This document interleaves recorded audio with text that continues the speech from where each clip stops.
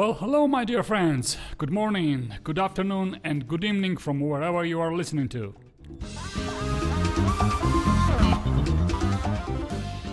Today is Sunday, December 1st. We changed the live streaming day from Friday to Sunday. I think it will be much more convenient to all of us. We will see how it will go.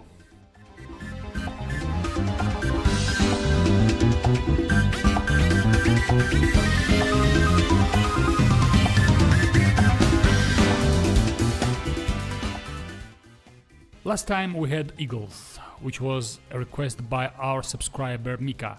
It went very well, I should say. We are already receiving emails from our new subscribers. They are asking to not remove the podcast after streaming. Because, as some of them said, they can't always follow the live stream. We will discuss it with our team and will come up with a solution.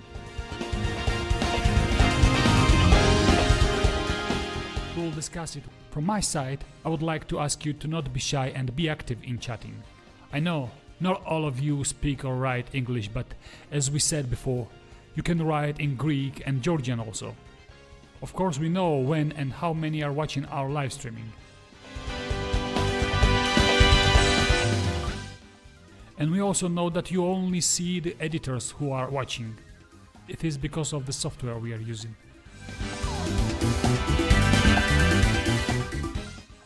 So don't be shy. Besides the email or WhatsApp, text us, write to a chat box here and we will read your requests.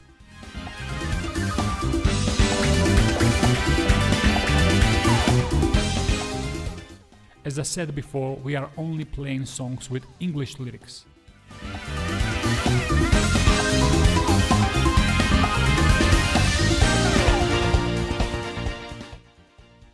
I am planning to have a podcast which will be a request from our new friend Vasilis 2 weeks after this.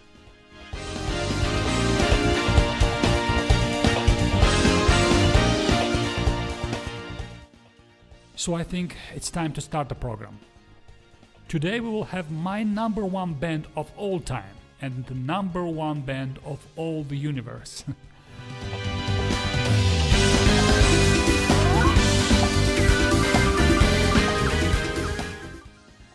My favorite of favorites, the band which helped me to develop like a musician. After the Beatles and the music school that were the Staplestones, this band made me change the direction from classic to rock music and helped me to discover a new world.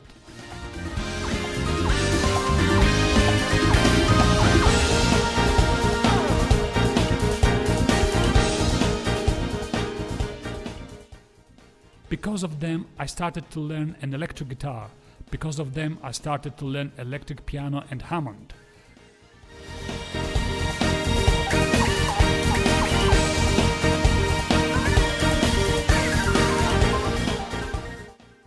This band has two of my idols simultaneously. And that's it. I don't have another idols besides them.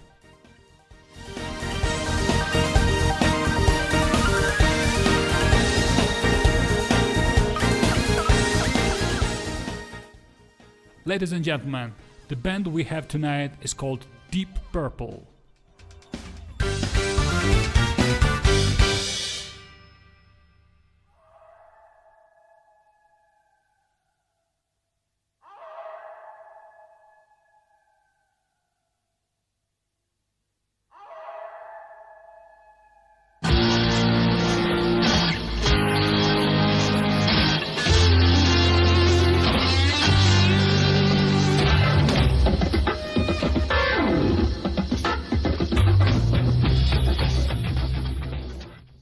I know there are many individuals out there who would disagree with me that the band is the best of all the bands ever.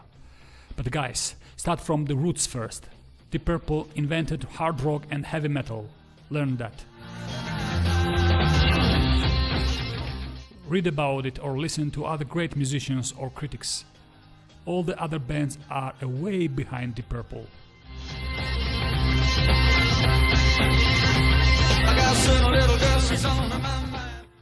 Let's start from the beginning.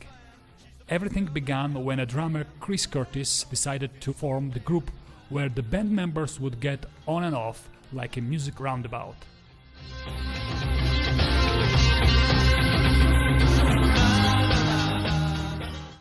He would collect the best musicians in the UK so they would change each other according to every event. Curtis shared this idea to Tony Edwards, who would become their manager later. Here we see the photo of Edwards and John Coletta together with Deep Purple.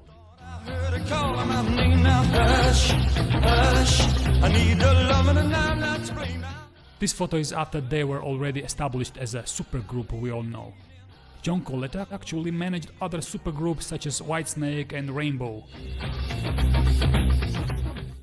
Chris Curtis was a friend with John Lord, who was with the Artwoods before the Roundabout project.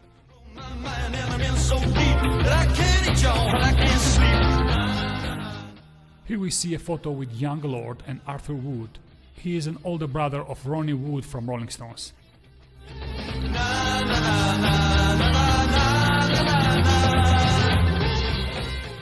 So, John Lord invited his friend, the bass player Nick Simper, to join the project. Simper suggested Carlo Little as a drummer and Richie Blackmore, who was then a member of the Outlaws.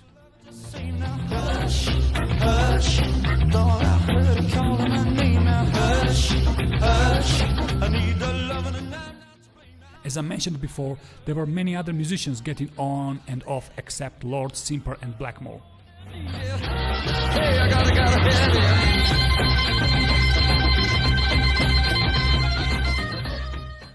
After almost a year of playing, the band together with their manager Tony Edwards decided to fix the members of the band and started an audition for permanent lead singer and drummer.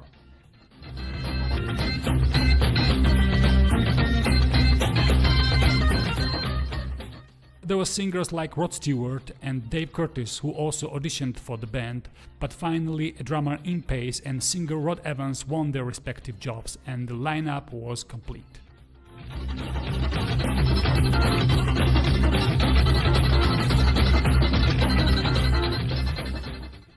During a brief tour of Denmark and Sweden, Blackmore suggested a new name, Deep Purple, after his grandmother's favorite song Deep Purple by Peter DeRose. We are now listening to a song from their debut album Shades of Deep Purple, which was released in America in July 1968 by Tetragrammaton Records and in Britain in September 1968 by EMI Records.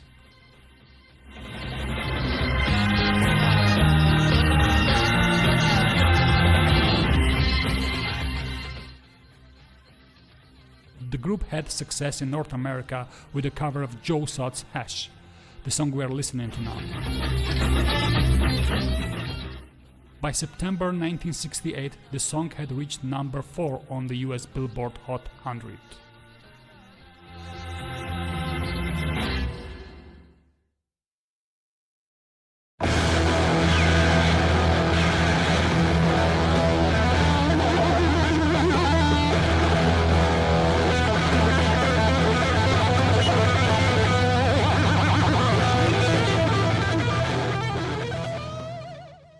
The band released other 2 albums, The Book of Taliesin and Deep Purple, together with Nick Simper and Rod Evans.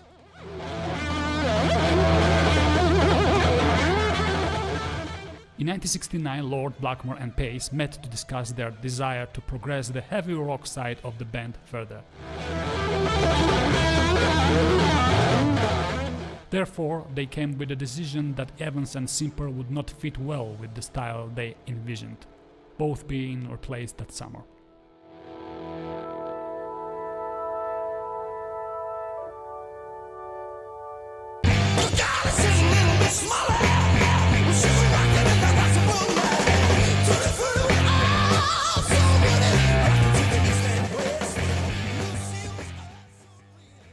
The band after released the live album of the concerto.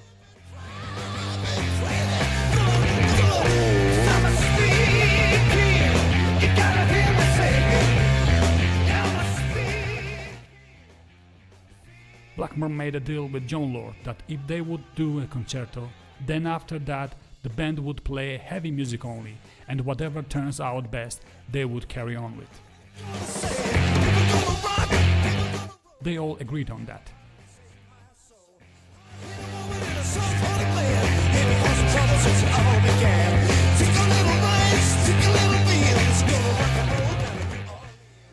In 1970, Deep Purple released their fourth but first studio album with a new formation. We are now listening to a track from the album Deep Purple in Rock. The song is called Speed King.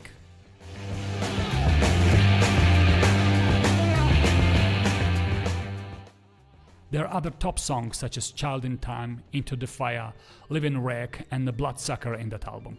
In one of his interviews, Richard Blackmore remembers about Child in Time.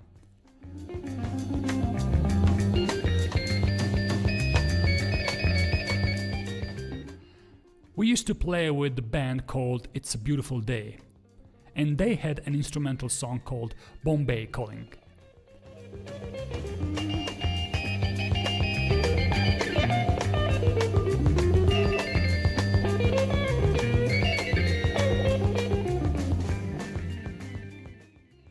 And at one of our rehearsals we just started to play the two notes of Bombay Calling. John started to play the lead over the top. Then we gave it to Ingilan.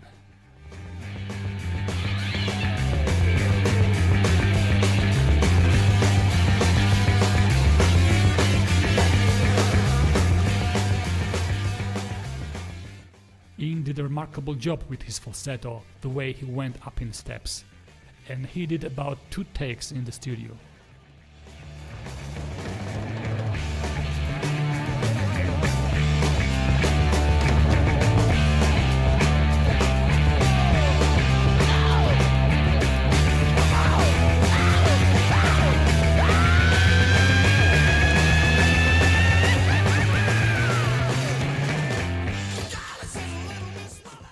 He then wrote the words, but when we saw It's a Beautiful Day, we said to them, "Hope you don't mind that we stole your idea." They said, "Yeah, we know that." But they had stolen one of our ideas. It was from Ring That Neck.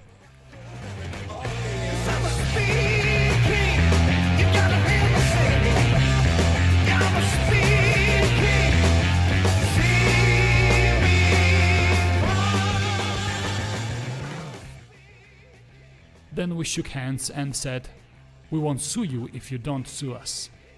And that's how it left.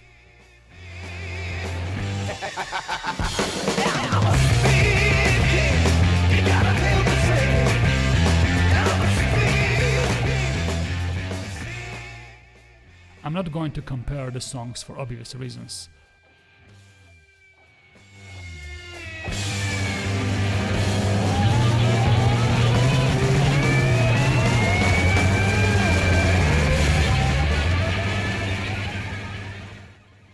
Child in Time is longer in length, but epic and way better than Bombay Calling.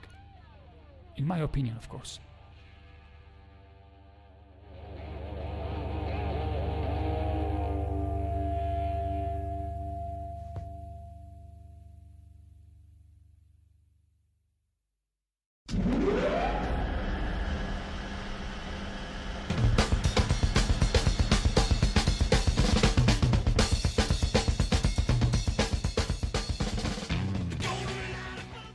In 1971, Deep Purple released their 5th studio album, Fireball.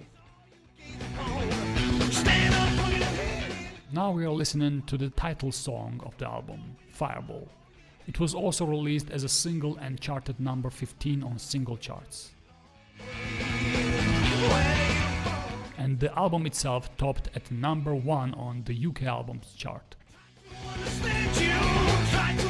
The sound which starts in the beginning is from air conditioner switching on, which was a big invention at that time, I guess. Here we see a photo of Martin Birch. He was a sound engineer for Deep Purple and made 11 albums with the band, starting from 1969 Concerto from Group and Orchestra, ending 1977 with Last Concert in Japan. So we can say that he worked on almost all the albums from the band's golden era. There are so many great Deep Purple songs that I want to play, but we can't fit them all in 1 hour program. So I decided to choose only one song from each album. Listen to a short instrumental part in the song. It's just unique. We know what a great drummer Impace is, but listen to Roger Glover and the Maestro Lord. Lord was innovator of the sound and playing manner on Hammond organ. Yes, there were other great keyboardists back then, but no one could play like him. Actually, even now, very few could play the way he played. Did you know that he especially built the distorted sound of Hammond so it could fit with the heavy guitar sound of Ritchie Blackmore? Stay tuned with us, you will learn more. Fireball was one of Gillan's favorite albums. He said, "Without Fireball, we would never have been able to make Machine Head. With Fireball we brought in the other new elements, funk, blues, soul, jazz, and some of the psychedelic hangovers from our early days." I can only agree with him. The song itself is categorized in the heavy metal genre. Just buy the album if you don't have it, and you will really find out the elements of different genres. You can find even country music there with the song Anyone's Daughter. John Lord also loved the album. He said, "The fact that it wanders slightly from the remit that we'd had set up with In Rock doesn't worry me at all. I think it does the good things that it goes to the places that the band wasn't expected to go to. The title track is Brahma. I love that thing."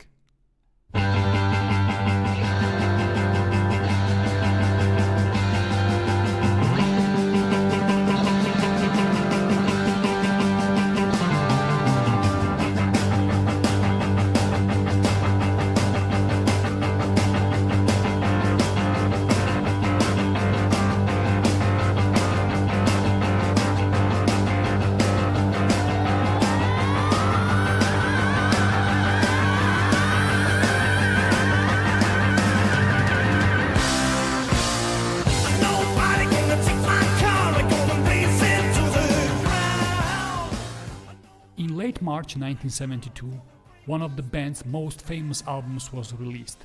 Machine Head was the band's second #1 album in the UK while reestablishing them in North America, hitting #7 in the US and #1 in Canada.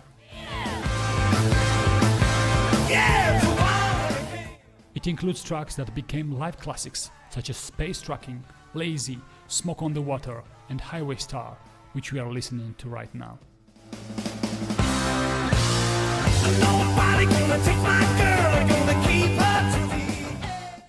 The band continued to tour and record at a rate that would be rare 30 years on. When Machine Head was recorded, the group had only been together 3.5 years. Yet it was their 6th album and 7th album overall.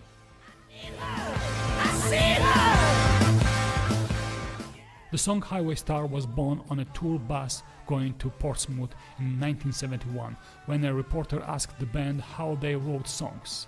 To demonstrate, Blackmore grabbed the acoustic guitar and began playing a riff consisting of a single G repeated over and over, while vocalist Gillan improvised lyrics over the top.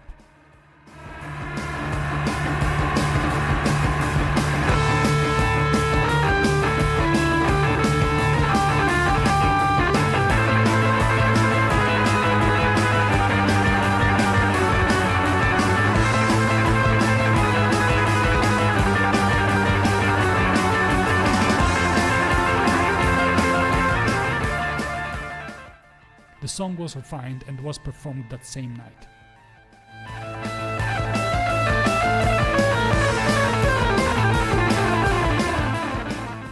The Highway Star remained one of the band's live concert staples.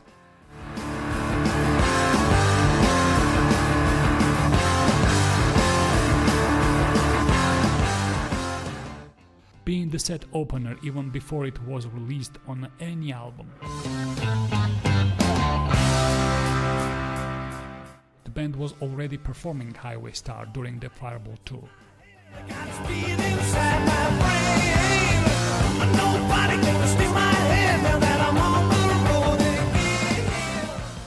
Let's talk about the album itself. The Machine Head was recorded in December 1971 in Montreal, Switzerland, and released on March 30, 1972 by Purple Records.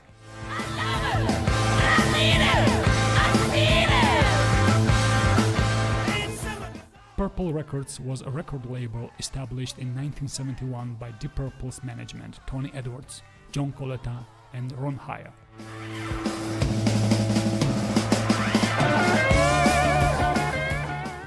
By the way, the group had a fourth person in their management, Derek Lawrence. He had played a tremendous role in Deep Purple's success. He was the one who helped them get a deal with EMI at the beginning. Purple Records was run until 1979.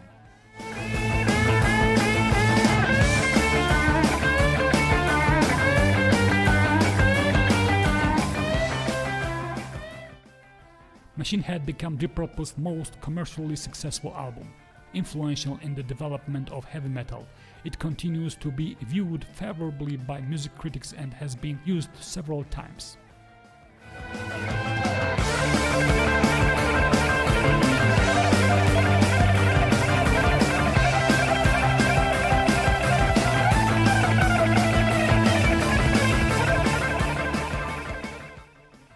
It is widely considered one of the greatest and most influential rock albums of all time.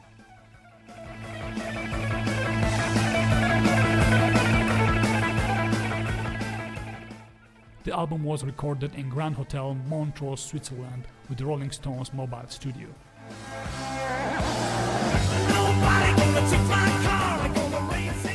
It was exactly when the place they were playing was burned out and they had to relocate to the Pavilion, a nearby theater.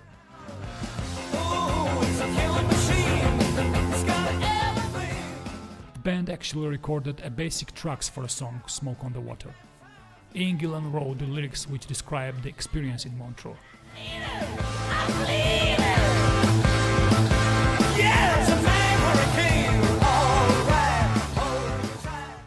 Smoke on the Water along with Highway Star are still mostly played by cover bands all over the world.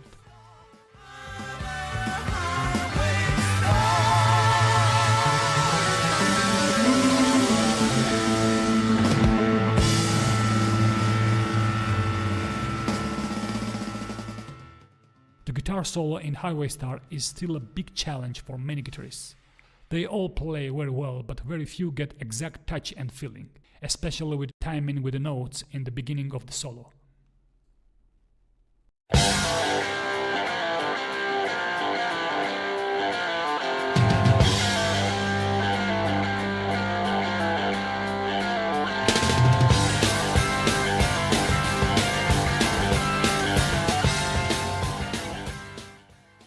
In 1973, tensions between Blackmore and Gillan were arising.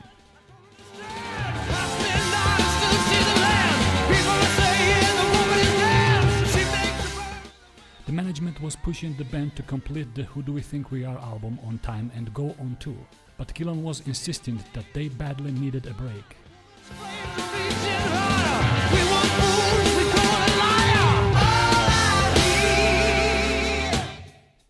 Ian Gillan quit from the band after their second tour of Japan in the summer of 1973, followed by dismissal of Glover at Blackmore's insistence.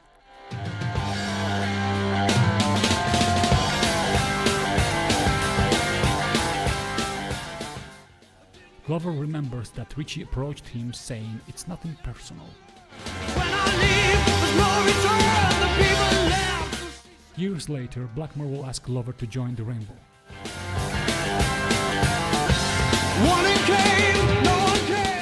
We will of course have a separate podcast about Ritchie Blackmore's Rainbow.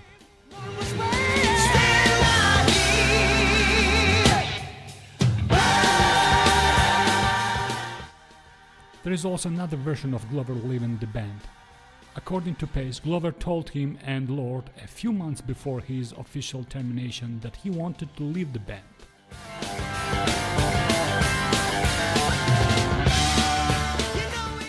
In his late interviews, Lord has said, "It was the biggest shame in rock and roll history that Ian Gillan had to leave the band. At our peak, God knows what we would have to do over the next 3 or 4 years."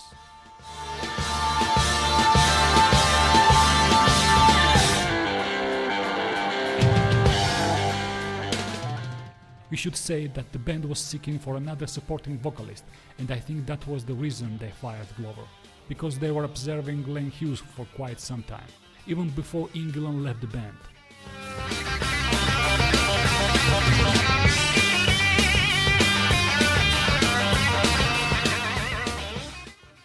The band decided to bring 2 new members in the band.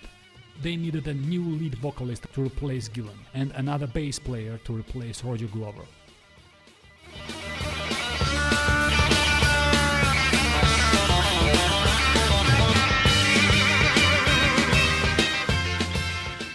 So I believe that the band decided to have someone who would help a lead singer who could also sing lead stuff and be a good bass player. That's why they approached Glenn Hughes in the first place.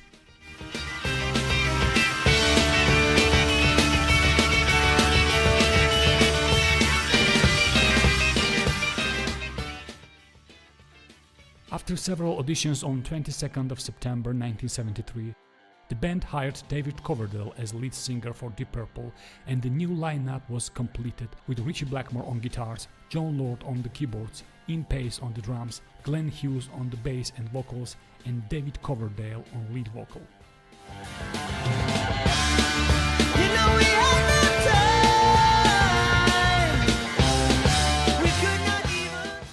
In February 1974, Deep Purple released their 8th studio album, Burn. My favorite album ever, with one of my favorite songs we are listening to right now.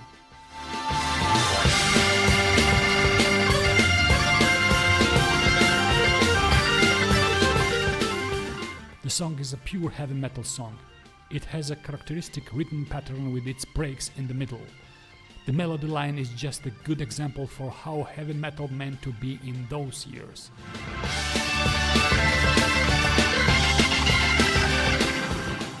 It surely helped bands like Iron Maiden to develop their path.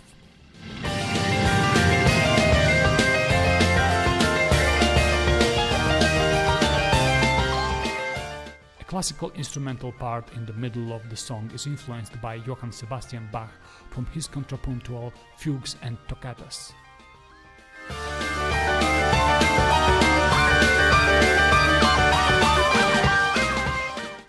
This style was also used in many other songs by other bands.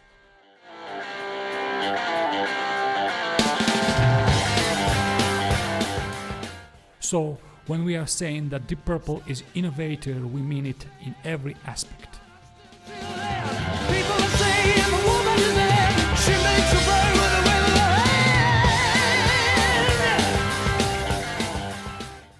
The album Burn had other great songs such as Mistreated, You Fool No One, and Might Just Take a Life.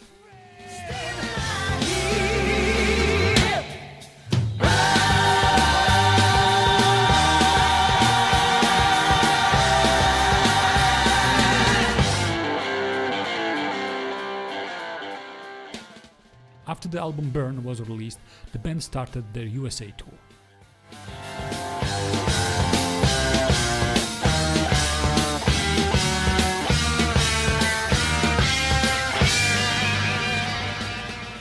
On April 6, 1974, Deep Purple co-headed in California Jam Festival at Ontario, California.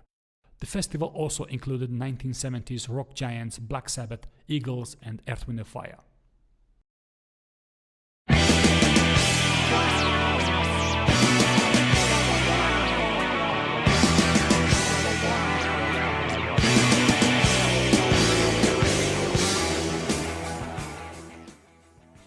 Hughes and Coverdale brought vocal harmonies and elements of funk and blues respectively to the band's music, a sound that was even more apparent on the late 1974 release Stormbringer.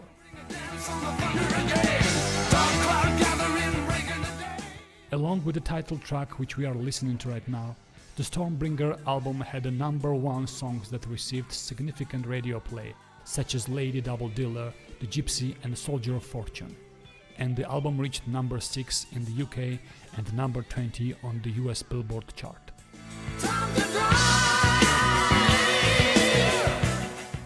Blackmore publicly disliked most of the album, calling it shoeshine music for its funk and soul elements.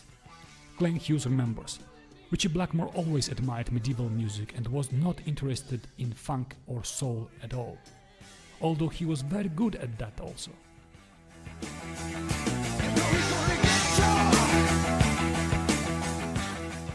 In one of his interviews, John Lord said, "The title track is a great rock song, another terrific Blackmore riff, but again, lyrically, it's not my cup of tea. I'm sure Lord would not like any of Dio's lyrics." Actually, I love this album. Besides Stormbringer, Soldier of Fortune and Lady Double Dealer, there are also very good songs like Holy Man sang by Glenn Hughes, Hold On duet with Glenn Hughes and Coverdale, and You Can't Do It Right, another duet with Coverdale and Hughes. You should listen to those songs if you haven't listened before.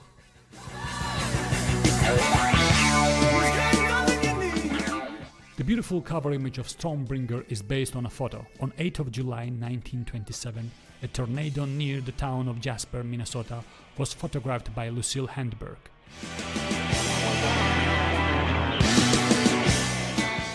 A new live album made in Europe called From 3 Shows on the Stormbringer Tour was assembled during the summer of 1975, but would not see release until late 1976. Blackmore left the band in June 1975 to form his own band with Ronnie James Dio called Ritchie Blackmore's Rainbow, shortened to Rainbow after the first album.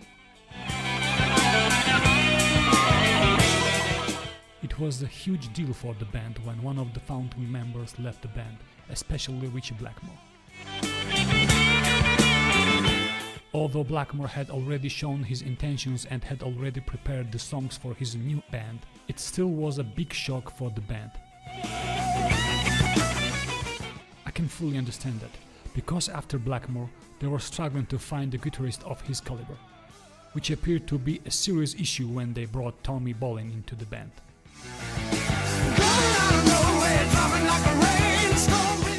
He was not a bad guitarist, of course, but he couldn't play any of Purple's songs normally.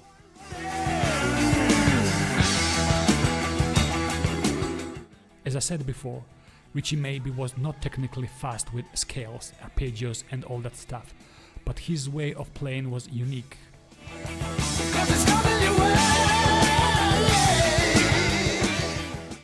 And it's not the same as Jimmy Page or Tony Iommi.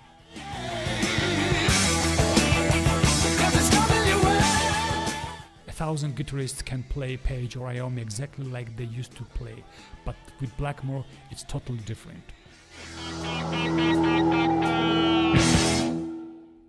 Just try to play one and simple Mistreated as he was playing and you will understand what I mean.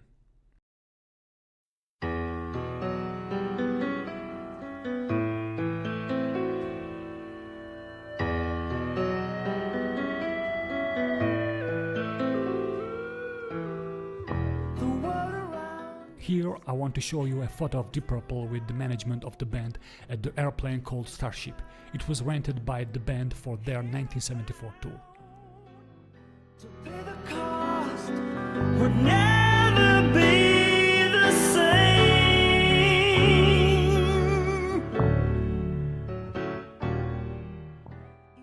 In November 1975, Deep Purple's 10th album, Come Taste the Band, was released with a new lineup called Mark IV, consisting of John Lord, Ian Pace, Glenn Hughes, David Coverdale and Tommy Bolin on guitars. That stood I hear again this time. The band once again bringing a new extreme funk edge to their hard rock sound. Bolin's influence was crucial, and with encouragement from Hughes and Coverdale, the guitarist developed much of the album's material. There was an important issue though. Along with the funky stuff, he also had to play Purple's classical songs. Because that's what the fans needed to hear. The songs because of which Deep Purple got famous. During the Contest the Band tour, many fans openly booed Bolin's inability to play solos like Ritchie Blackmore. They say that it was because of addiction problems he had. I don't know. Maybe. There were many other guitarists, famous guitarists we all know, were also addicted to drugs, but they would play perfectly. But not Blackmore, of course. I don't know. The song we are listening to right now is from the album Contest the Band, and it's called This Time Around.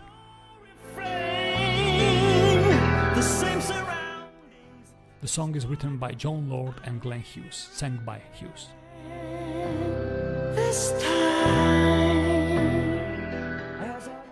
In a concert celebrating John Lord, which was given at Royal Albert Hall, Glenn Hughes remembered how they wrote this song with John. We were recording in Musicland Studios in August '75. The guys went for dinner and John and I went back to the studio. He started to play these minor 9 major 7 chords, and it brought something up in me that needed to come out that night. So I'm going to sing the song John and I wrote together. It's the only song that we wrote completely together.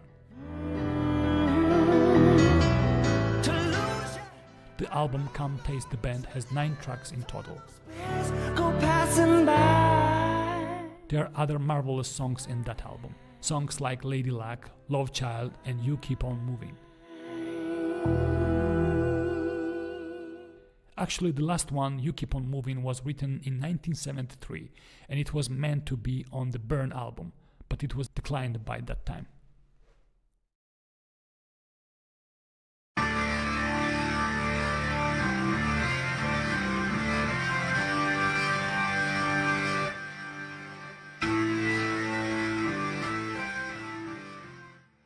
On December 4th, 1976, Tommy Bolin was found dead by his girlfriend and the bandmates.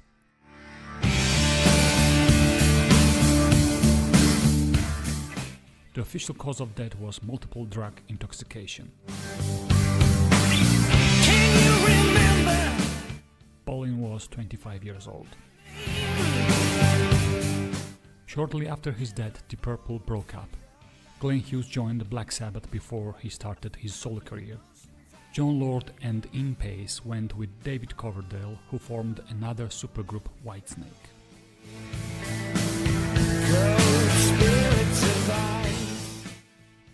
The other band members had very successful careers also. Not saying anything about Ritchie Blackmore's Rainbow, which became a supergroup, Ian Gillan went with Black Sabbath for a couple of years before his solo career, and Roger Glover produced many great albums of other great bands like Nazareth, Status Quo, Judas Priest, and Whitesnake.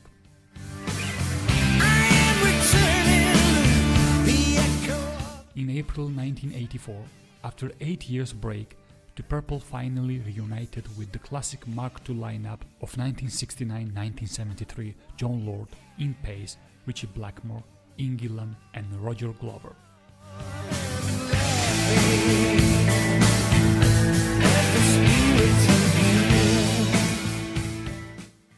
The reformed band signed a worldwide deal with Polygram, with Mercury Records releasing their albums in the US and Polydor Records in the UK and other countries.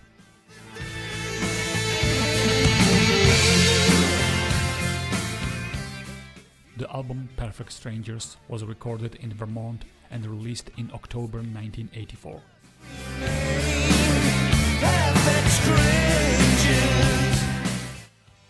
It became a huge success commercially, reaching record selling numbers and climbing all the charts.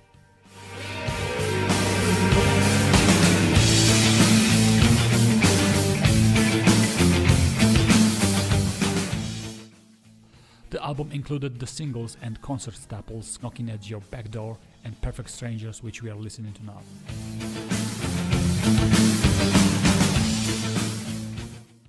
Perfect Strangers became the second Deep Purple album to go platinum in the US following Machine Head.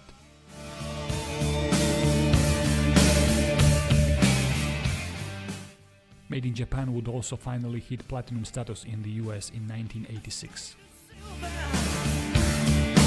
Hanging through the sky. The same year, Machine Head increased to double platinum. The voice of ages in your mind. I remember when I first saw a video clip of Perfect Strangers on TV. The dead of the night. I collected the money my parents were giving me for the snacks, and I brought the album. I remember then I went together with my friends to the mall to buy it.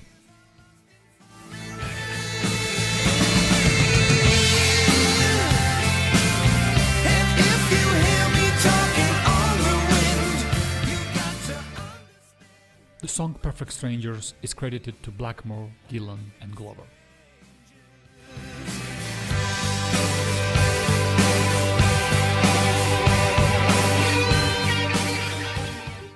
Roger Glover was also producer of the album.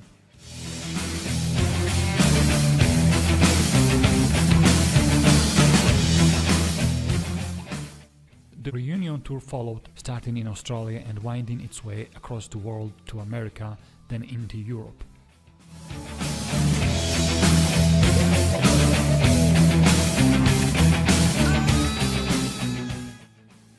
Financially, the tour was also a tremendous success.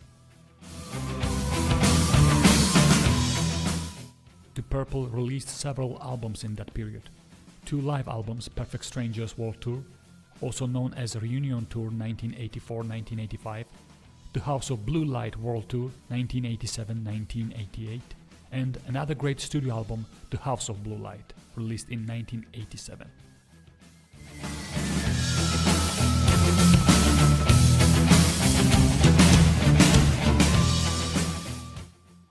The House of Blue Light album has so many brilliant tracks like Bad Attitude, Call of the Wild, Mad Dog, Hard Loving Man, Strange Ways and Mitzi Dupre.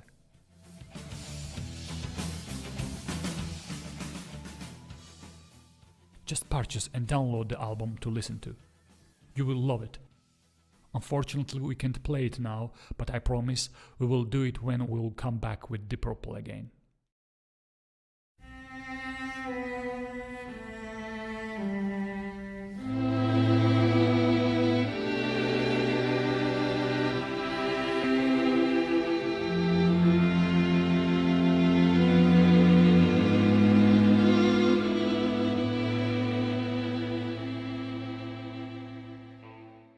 Following years, Gillan's relations with Blackmore had again soured, and their musical differences went too far. As a result, Ian Gillan was fired from the band in 1989.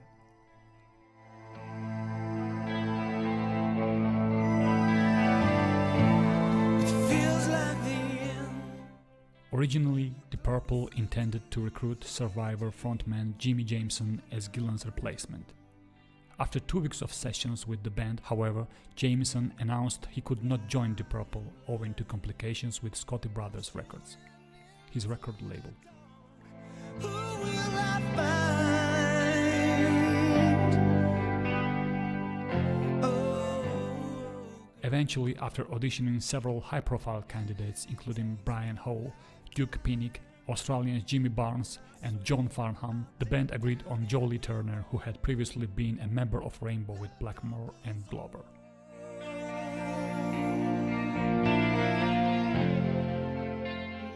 This Mark V lineup recorded just one album, Slaves and Masters, in 1990 and undertook a world tour for most of 1991. The album achieved modest success, with some fans and critics feeling the music was closer in style to Rainbow than to Deep Purple. They were right, I think. Can't say how the memories are. According to Richie Blackmore, a lot of English and Europeans in general didn't like Turner. He was a bit pantsy on stage.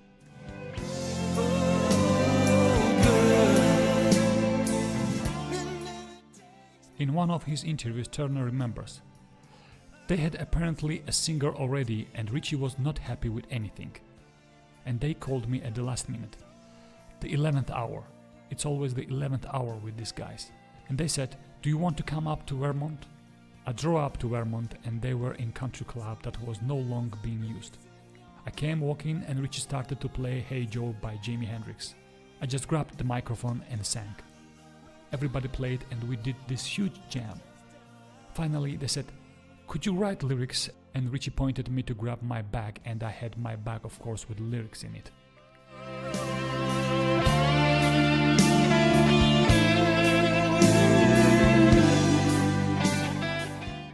So we did the song which later turned into Cut Runs Deep, which is one of the tracks in the album.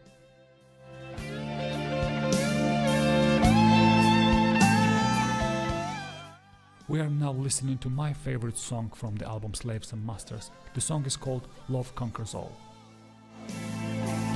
That's why I last a lifetime. And love conquers all. The song is credited to Blackmore, Turner and Glover. The band has also filmed a music video with Love Conquers All, together with another great song, King of Dreams.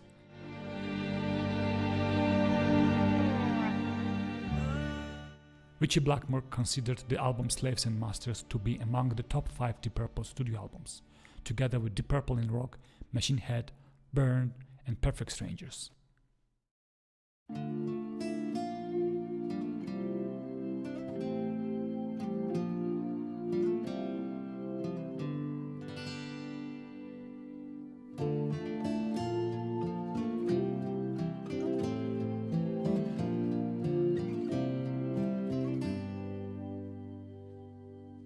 While you were out, message says you left a number I tried to call, but they wrote it down in a perfect Spanish scrawl. Perfect Spanish scrawl.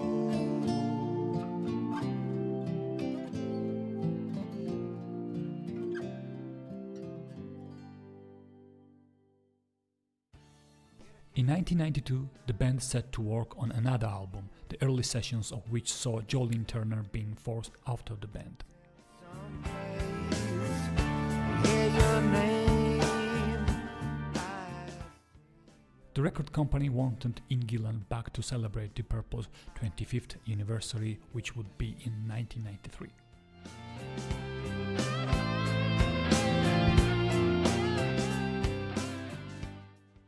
Blackmore left the band for the second and final time in November 1993.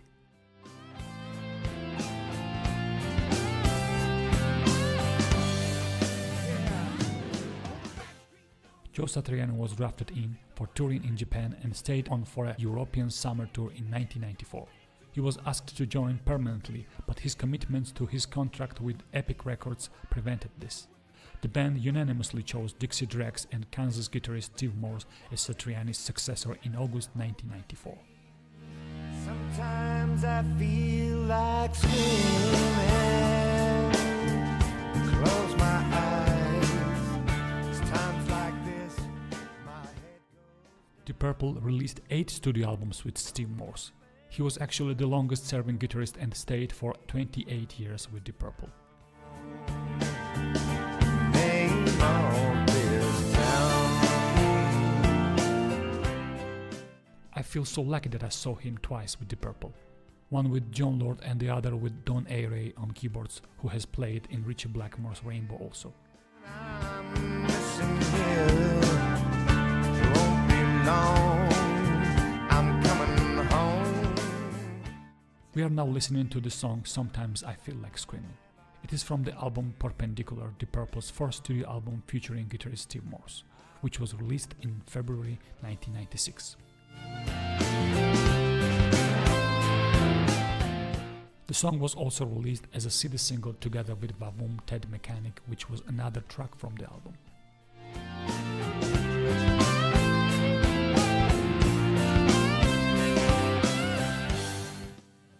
Steve Morse remembered the creation process of the song. Sometimes I feel like screaming started as me noodling, playing quietly to myself. Roger and John heard what I was doing and said, "What was that again? Let's see if it'll work with this."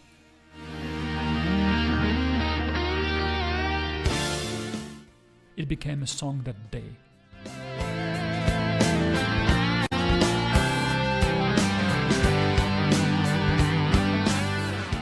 The song includes a boasting melodic style and vocal outburst by Ingelan and closes with a repeated guitar solo by Morse.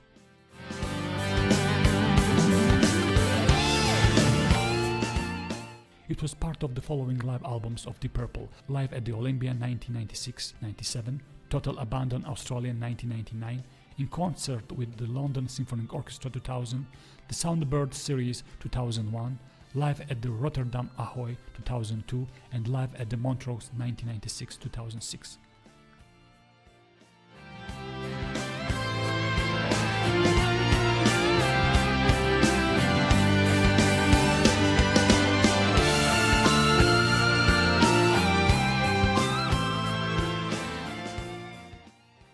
On September 19, 2002, Jon Lord announced his departure from Deep Purple.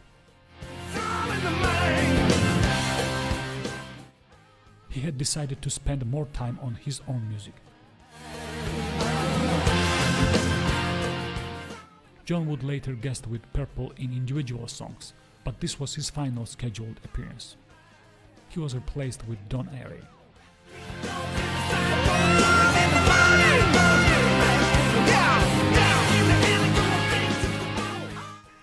To be honest, I stopped following Deep Purple the same actively after Lord's departure.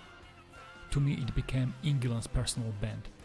Okay, there is Impace in the band also, but he had never exposed his concerns.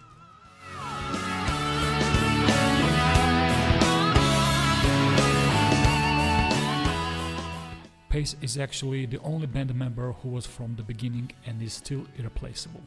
I think Impace will break a Guinness record for being an active drummer for the same band for more than 55 years.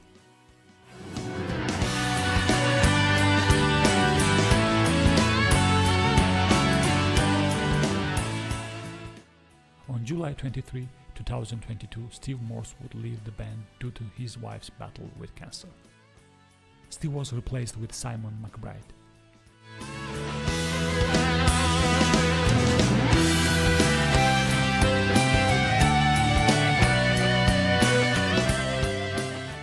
Today, Deep Purple consists of Ingelan on lead vocals, Impace on the drums, Roger Glover on bass guitar, Don Airey on keyboards, and Simon McBride on lead guitar.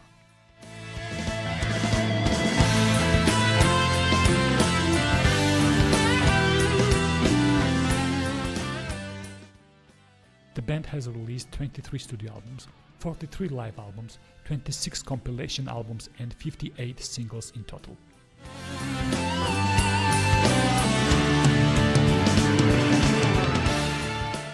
The last studio album, Equals One, is with Simon McBride on guitars. It was released July 20th this year.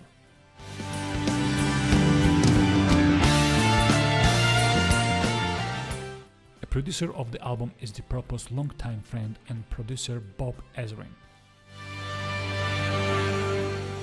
As I promised, we will have the separate podcast about Ritchie Blackmore and David Coverdale and their bands, Glenn Hughes and Jon Lord's solo career and their personal lives.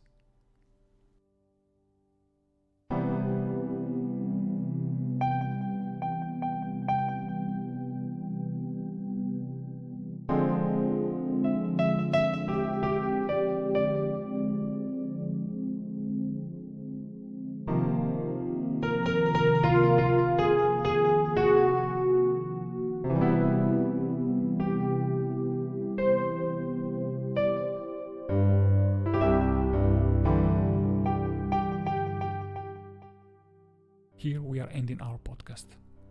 I hope you liked it. Tell us your opinion. Send us requests about the music you like to hear.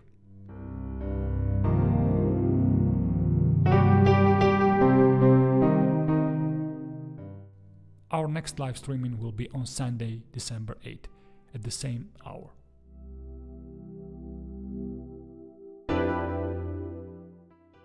We will keep it like that and we will see how it goes.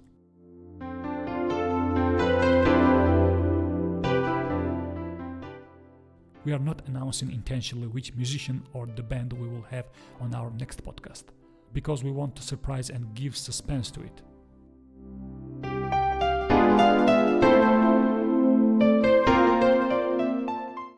The only thing I would like to say is that we will have another family group on our next program.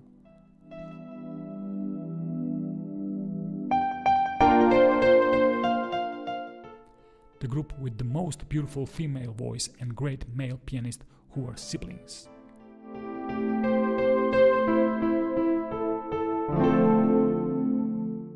We will hear the most fabulous songs and melodies together with some exciting and some sad stories.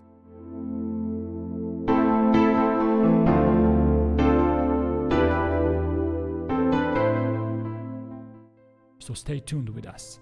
Subscribe to our channel so you can be notified.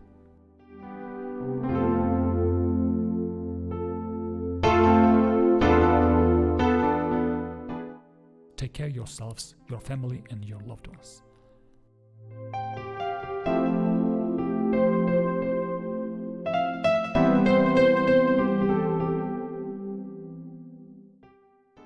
Listen to the music and it will help you to carry on in these crazy days we are living. Till the next time, everybody.